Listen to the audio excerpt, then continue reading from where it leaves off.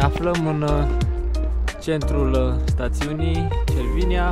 În spatele nostru este Matterhorn, la biserică, cum se spune. De aici este startul celebrului concurs Mețalama și vom urca pe pârtile din Cervinia.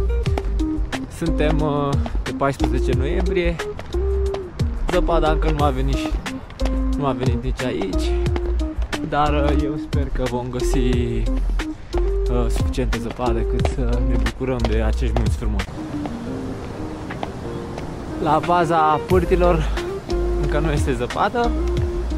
Sperăm că, de măsură ce vom urca, să dăm cât mai repede de zăpadă să ne punem pe schiuri.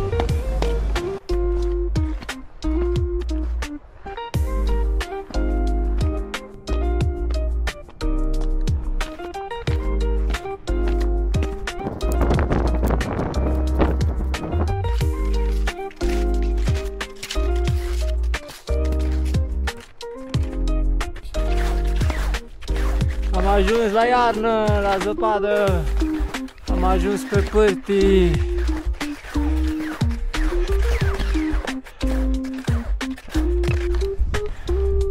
...3000 de metri.